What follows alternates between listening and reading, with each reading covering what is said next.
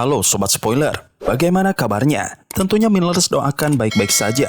Jumpa lagi di channel Sektor Spoiler. Pada video kali ini, Millers akan bahas kelanjutan cerita dari Donghua series Renegade Immortal episode 98.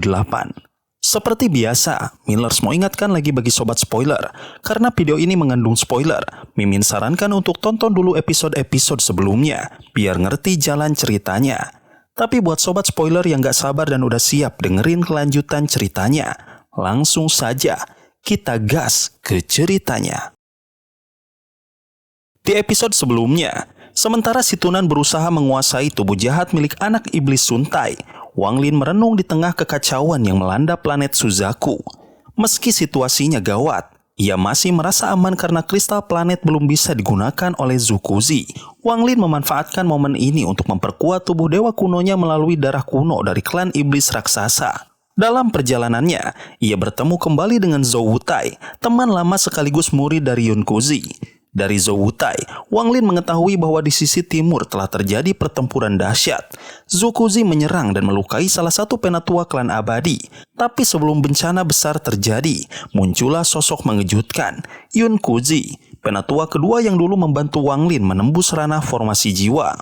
Ternyata, Yunkuzi adalah kekuatan tersembunyi dari klan abadi.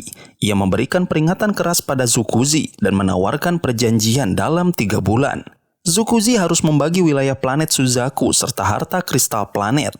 Yunkuzi tahu, membunuh Zukuzi akan mengorbankan banyak jiwa yang terikat dalam harta tersebut. Untuk mewujudkan misinya, Yunkuzi telah melatih 4 murid terpilih, salah satunya Wang Lin sendiri. Sebagai bentuk terima kasih, Zhou Wutai memberikan informasi penting tentang musuh kuat bernama Liu Mei. Setelah itu, Wang Lin melanjutkan perjalanan ke wilayah Sekte Mayat dan bertemu penjaga bernama Chuyudo, yang akhirnya tunduk dan bersumpah setia setelah melihat kekuatan Wang Lin. Petualangan membawa Wang Lin pada penemuan mengejutkan, tubuh raksasa suku Tro bernama Reiji yang terkurung dan memohon pertolongan. Reiji menawarkan kesetiaan dan kekuatan luar biasa, termasuk pusaka dewa. Namun Wang Lin curiga. Ia sadar Reiji ingin menggunakan darahnya sendiri untuk bangkit dan membebaskan diri. Wang Lin menolak tawaran itu dan memilih fokus pada tujuannya. Tapi sebelum ia pergi, seorang wanita yang mengaku penatua ketiga muncul. Ia mencoba menggoda Wang Lin demi kepentingan tersembunyi. Di episode selanjutnya, di lapisan ke-11 makam abadi, Wang Lin berhadapan dengan sosok wanita misterius bernama Meiji. Ia mengaku sebagai leluhur ketiga dari klan abadi yang ditinggalkan. Meskipun tampak lembut dan menggoda, kekuatan Meiji sangat mengerikan. Ia mencoba memikat Wang Lin dengan pesona dan kekuatannya. Bahkan berniat memanfaatkannya demi memperkuat tato sihir yang dimilikinya. Namun, Wang Lin tetap waspada. Ia menunjukkan 2 senjata andalannya, pedang surgawi dan bendera 1 miliar jiwa, sebagai peringatan bahwa dia bukan lawan yang mudah. Menyadari bahwa niat Meiji tidak murni, Wang Lin menyusun strategi untuk melarikan diri. Dengan formasi yang telah ia siapkan di lapisan sebelumnya, ia berhasil kabur dari jebakan wanita itu. Namun, Meiji tak tinggal diam. Ia memanggil gulungan sihir yang mengeluarkan 2 makhluk mengerikan, naga dan harimau tato raksasa. Untuk mengejar Wang Lin, kedua makhluk itu memiliki kekuatan setara dengan binatang buas kuno dan mampu menghancurkan batasan yang dibuat Wang Lin dengan mudah. Wang Lin berlari sekuat tenaga hingga mencapai lapisan pertama. Saat makhluk tato mengejarnya dan mendekat, ia mengeluarkan gulungan misterius yang selama ini ia simpan. Ketika gulungan itu dibuka, makhluk naga dan harimau tiba-tiba berhenti dan menunjukkan rasa takut. Ternyata, gulungan yang dimiliki Wang Lin adalah versi lain dari gulungan sihir milik Meiji, sebuah pusaka suci bernama Atlas Binatang Bertato, warisan dari klan abadi yang ditinggalkan. Kehadiran 2 gulungan ini menciptakan ketegangan di antara para makhluk sihir. Naga dan harimau berdiri di tengah-tengah, bingung memilih mana yang harus mereka ikuti. Ketika gulungan milik Wang Lin menunjukkan cahaya dan mengeluarkan siluet seorang wanita misterius, makhluk-makhluk itu menjadi semakin ragu. Meiji yang melihat semua ini dari lapisan ke-11 tampak terkejut dan gelisah. Ia tidak menyangka Wang Lin memiliki pusaka warisan yang sangat penting bagi klannya. Setelah berhasil lolos dari jebakan leluhur ketiga di makam abadi, Wang Lin menyaksikan 2 tato naga dan harimau kembali ke pemilik aslinya, sang wanita. Wanita itu kembali masuk ke dalam gulungan bersama 2 makhluk tato tersebut. Namun proses ini menyebabkan dirinya terluka parah dan memuntahkan darah. Ternyata, makhluk-makhluk tato itu sebelumnya telah dicuri dari pemiliknya. Dan kini dia terkejut mengetahui bahwa salah satu leluhur rela menyegel dirinya sendiri menjadi tato binatang di dalam gulungan atlas binatang bertato. Setelah memanggil kembali gulungan itu, wanita itu tidak mengejar Wang Lin lagi. Wang Lin pun langsung terbang keluar dari makam abadi tanpa mengembalikan fragmen jiwa domain yang sempat diperolehnya. Fragmen jiwa ini ternyata sangat penting bagi Wang Lin, meskipun tidak dianggap berharga oleh sang leluhur ketiga. Ia menyadari bahwa keberadaan jiwa itu adalah kartu truf yang akan ia gunakan untuk menghadapi musuh-musuh yang lebih kuat. Di sisi lain, di puncak Gunung Suzaku, Zukuzi, tokoh berbahaya dari planet itu, mengungkapkan kebenciannya yang mendalam kepada Yunkuzi dan Qian Pinghe, dua tokoh penting dari masa lalunya. Rasa dendam dan pengkhianatan membuatnya berniat menghancurkan kristal planet kultivasi, sumber kekuatan besar yang juga bisa mengundang campur tangan aliansi budidaya.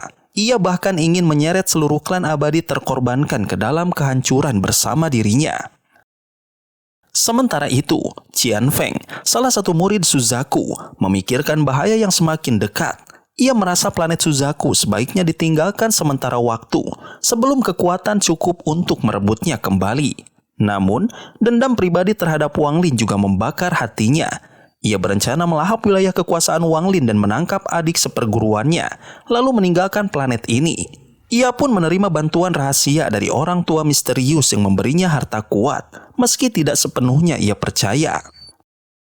Di sisi lain, ketika Wang Lin melanjutkan perjalanannya, ia melihat gelombang besar gas biru mendekat dari utara. Di dalamnya, seorang anak laki-laki berpakaian merah berjalan dengan tenang namun penuh kekuatan. Meski tampak muda dan rupawan, matanya menyimpan kekuatan yang luar biasa. Setiap langkahnya membuat bumi bergetar, dan seiring gas biru menyebar, langit dan tanah berubah warna. Bocah itu mendekat sambil tertawa dan berkata kepada Wang Lin, memperkenalkan dirinya sebagai tubuh baru dari si Tunan. Si Tunan akhirnya mendapatkan kembali tubuhnya setelah ribuan tahun. Ia sangat senang karena bisa merasakan kembali dunia nyata. Dengan semangat tinggi, ia mengingat masa lalunya, bukan untuk mengejar keabadian atau kekuatan, tapi demi menikmati hidup. Dulu, dia hidup bebas, menjadi raja di negara kecil, dikelilingi wanita cantik dan kemewahan. Ia menganggap budidaya hanya sebagai alat untuk meraih kebebasan, bukan sebagai tujuan hidup. Namun, hidupnya tak selalu berjalan mulus. Berkali-kali ia harus kabur karena munculnya musuh yang lebih kuat. Dari kultivator formasi inti hingga formasi jiwa. Tapi setiap kali ia jatuh, si Tunan bangkit lagi dan menaikkan tingkat kultivasinya. Ia sempat hidup nyaman sebagai bangsawan, tapi terusik oleh berbagai kekacauan, hingga akhirnya ia bertemu Ye Wuyo, sosok yang kemudian sangat berpengaruh dalam hidupnya. Bersama Ye Wuyo, ia membantu membangun negara budidaya Suzaku hingga mencapai tingkat tertinggi dan mendapatkan sebuah planet dari aliansi budidaya. Namun, di balik gaya hidupnya yang bebas, si Tunan menyimpan perasaan rumit terhadap Ye Wuyo. Kekaguman dan kemarahan bercampur jadi satu. Ia merasa terjebak oleh janji dan tanggung jawab yang diberikan sahabat lamanya itu. Bahkan setelah Ye Wuyo meninggal, si Tunan tetap menjaga planet Suzaku sebagai bentuk penghormatan. Ketika melihat tatapan Wang Lin yang penuh tekad dan keyakinan terhadap jalur kultivasi, ia teringat pada Ye Wuyo, sama-sama memiliki kebanggaan terhadap Dao atau jalan hidup yang mereka pilih. Wang Lin sendiri adalah kebalikan dari si Tunan.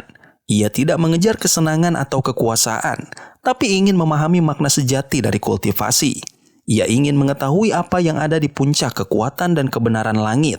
Perbedaan prinsip ini membuat si Tunan merasa asing terhadap Wang Lin. Meskipun ia telah menyaksikan pertumbuhan anak muda itu selama ini, tapi di dalam hatinya, ia tahu bahwa mereka berdua sama-sama berjalan di jalan yang mereka yakini, meski arahnya berbeda. Kini, Wang Lin bersiap menuju makam Suzaku untuk mendapatkan kembali jiwanya yang hilang, sebuah langkah penting dalam perjalanannya. Si Tunan tak bisa menemaninya karena keterbatasan kekuatan yang ada, tapi ia tetap menunjukkan dukungannya. Keduanya pun berpisah dengan harapan akan bertemu kembali di masa depan. Si Tunan ingin menjadi pangeran di planet Feng Luan, sementara Wang Lin terus menapaki jalan sunyinya, mencari kebenaran tertinggi dari alam semesta. Wang Lin bertanya kepada si Tunan tentang tingkatan yang lebih tinggi. Setelah mencapai tahap kultivasi yang disebut ascendan, si Tunan menjelaskan bahwa banyak pembudidaya berhenti di tahap ascendan karena mereka tidak mampu menembus batas ke ranah berikutnya. Namun, jika berhasil menembusnya, seseorang bisa memperpanjang umur secara drastis. Meskipun demikian, hidup abadi bukanlah jaminan, karena jika seseorang tidak mencapai terobosan baru sebelum waktunya habis, kematian tetap datang. Di atas tahap ascendan, ada 3 ranah tinggi yang disebut kehancuran nirwana. Ranah pertama adalah peramal nirwana, lalu pembersih nirwana, dan terakhir penghancur nirwana. Ini adalah tahapan yang sangat langka dan sulit dicapai. Bahkan, sebelum menjadi seorang peramal nirwana, pembudidaya harus melewati tahapan khusus bernama pembersihan yin-yang, yang menandakan perubahan mendalam dalam pemahaman akan domain kekuatan. Si Tunan sendiri hampir menyelesaikan tahap ini sebelum ia terperangkap dan bersembunyi dalam sebuah harta langka. Wang Lin lalu penasaran akan kekuatan seseorang bernama Zukuzi. Ternyata, Zukuzi adalah pembudidaya ascendan tingkat akhir yang mendapat gelar dari aliansi kultivasi, sehingga ia memperoleh teknik khusus bernama Segel Suzaku. Teknik ini sangat kuat meski menguras umur dan hanya bisa digunakan oleh mereka yang mengendalikan kristal planet kultivasi. Dengan kombinasi ini, kekuatan seseorang akan meningkat pesat dan dapat dianggap sebagai pembudidaya ascendan paling berbahaya. Pembicaraan kemudian beralih ke harta surgawi. Wang Lin menunjukkan sebuah pedang langka kepada si Tunan yang langsung mengenalinya sebagai harta surgawi berkualitas menengah. Saat diuji, pedang itu melepaskan kekuatan dahsyat hingga membelah langit. Namun, si Tunan merasa pedang itu belum lengkap karena seharusnya merupakan bagian dari satu set 4 pedang. Meskipun si Tunan sangat menyukai pedang itu, ia akhirnya mengembalikannya kepada Wang Lin karena menghargai hubungan mereka. Di akhir, Wang Lin memperlihatkan benda lain, yaitu kereta perang pembunuh dewa, sebuah kereta perang dengan kekuatan luar biasa. Si Tunan terkejut dan takjub melihatnya, menyadari bahwa benda itu adalah harta surgawi langka yang sangat kuat.